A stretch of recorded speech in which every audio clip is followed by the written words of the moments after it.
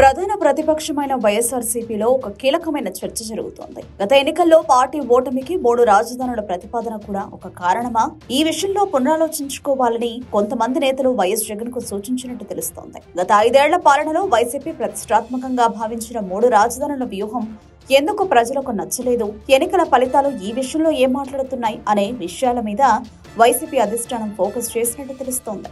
2019లో వైఎస్ఆర్సీపీ అధికారంలోకి వచ్చిన తర్వాత నాటి ముఖ్యమంత్రి జగన్ 3 రాజధానుల ప్రతిపాదనను తీసుకొచ్చారు. దీని ప్రకారం అమరావతిని శాసన రాజధానిగా, విశాఖపట్నాన్ని పరిపాలన రాజధానిగా, కర్నూలును న్యాయ రాజధానిగా ఏర్పాటు చేయాలని నిర్ణయించారు. ఈ నిర్ణయానికి అనుగుణంగా విశాఖపట్నంలో ముఖ్యమంత్రి నివాసం కోసం రిషికొండపై భవనాలు కూడా నిర్మించారు. కానీ 2024 ఎన్నికల ఫలితాలు ఈ ప్రతిపాదనపై ప్రజల అభిప్రాయాన్ని స్పష్టంగా చూపాయి. ఎన్నికల ఫలితాలను విశ్లేషిస్తే 3 రాజధానుల ప్రతిపాదనకు ఆయా జిల్లాల ప్రజల ఆమోదం తెలపలేదని స్పష్టమవుతోంది. ముఖ్యంగా శాసన రాజధాని అమరావతి ఉన్న గుంటూరు, కృష్ణా జిల్లాలో వైఎస్ఆర్సీపీకి ఘోర పరాజయం ఎదురైంది.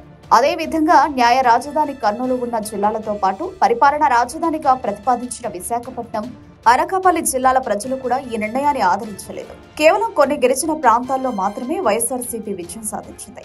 అంటే చిత్తూరు నుంచి శ్రీకాకుళం వరకు రాష్ట్ర ప్రజలు 3 రాజధానుల నిర్ణయాన్ని తిరస్కరించినట్లు ఫలితాలు చెబుతున్నాయి. దీంతో వైఎస్ఆర్సీపీ నేతలు అంతర్గతంగా ఈ అంశంపై తీవ్ర స్థాయిలో చర్చిస్తున్నారని సమాచారం. భవిష్యత్తులో రాజకీయంగా పుంజుకోవాలంటే గతంలో చేసిన పొరపాట్లను సరిదిద్దుకోవాల్సిన అవసరం ఉందని వారు భావిస్తున్నట్టు తెలుస్తోంది. 3 రాజధానుల అంశంపై ప్రజలకు సరైన అవగాహన కల్పించలేకపోవడం లేదా ఆ ప్రతిపాదనపై ప్రజలకు నమ్మకం కుదరకపోవడం వంటి అంశాలపై వారు పునరాలోచనలో పడినట్టు చెబుతున్నారు. మొత్తానికి 3 రాజధానుల అంశంపై వైఎస్ఆర్సీపీలో జరుగుతున్న ఈ అంతర్గత చర్చ ఆ పార్టీ భవిష్యత్తు వ్యూహాలపై ప్రభావం చూపే అవకాశం ఉంది.